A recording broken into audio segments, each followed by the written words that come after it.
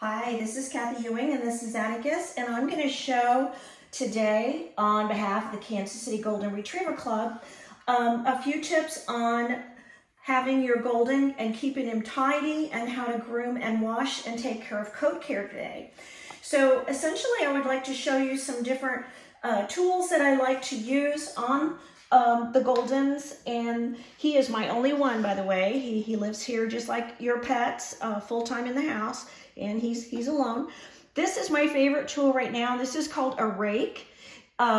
This pulls a lot of hair out, and I would recommend that you brush before you do any wetting down for baths. So I love this rake. On certain coats, depending on how thick they are, this one works on the thickest coats and coats where you have had a neuter or spay. This one also works, but it's a little bit finer, so coats that aren't as thick, this is a good pull. This is one of my favorite brushes just to keep coat down when I'm blow drying. My favorite comb, it has a coarse and a fine. Love it. It feels good in the hand. And this one I've had for years, and it's good for thick and thin, and I just like its feel as well. Some of these products are really, really old and have been with me probably for 20 years. None of my stuff is fancy, and I'm just going to show you what we end up doing. So first thing on the Golden is to definitely give them a brush down before you're going to bathe them. I just have freshly shampooed him, and I want to talk about how often do you shampoo your Golden. Depending on circumstances, Atticus sleeps with me, so I like to keep him very clean. I do him at least twice a month, and I would like to show you the particular products that I use on him, which are over the counter, nothing fancy, stand. And I'm not getting any endorsements. This is just the products that I have used for years on my show and my pet Goldens. And so Fresh and Clean is my favorite product. It's by Lambert K, and this one is baby powder scent, and this one is their original plain scented fresh scent. Incredible smell, it sticks with them. So even though you buy them in the gallon, I dilute it down and put it in here and make my shampoo very, very watery.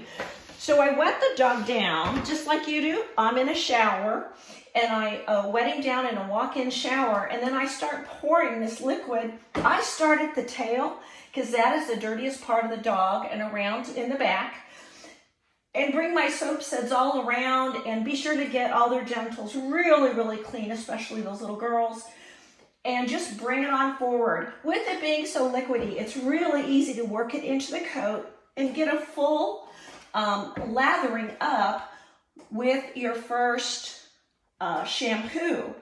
If you get a good lather on your dog on the first shampoo and realizing it's kind of setting in back here while you're in the shower, when you're getting up in here, don't put it in the ears.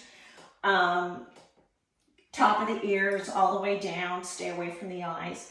But it's setting back here, and it is working on breaking down the oils. So when you come to rinse, my recommendation is rinse in warm water. Cold water does not cut the soap like it should. If you're in warm water, when you feel the coat get a little squeaky with resistance, that's enough. You probably do not need to give them a second coat, but the water rinse, warm water is essential. Cold water will not cut through the oil as well. Conditioners. People ask, do I need to condition the coat? Normally not. Normally most dogs have enough oil in their coats if they're not being overwashed or in some kind of chemical process where pools, things like that is what I'm talking about. And they have enough oil in them. It's very unusual for me to use a conditioner on a coat on a dog that's at home, because putting conditioners on a coat weighs it down. The conditioner attacks to the follicle, makes it more heavy. And then when it's heavy like that, it will pick up dirt even faster. If a dog's coat is correct, it should be able to throw the dirt away from the coat itself and it will fall out. So if your dog is swimming in a lake, in a pool, or doing dock diving, I would definitely give those dogs a rinse after their play, and maybe even a very, very light shampoo with this to get the stuff out. Those situations on the coat also weigh the coat down and make them get really, really heavy. After this, and they're all clean in this, I'm just going to blow dry all the way down straight, all the way through. He will now be coming, stand. We'll be putting all this straight and down, and in about an hour and 15 minutes of drying, he'll look perfect. Happy grooming!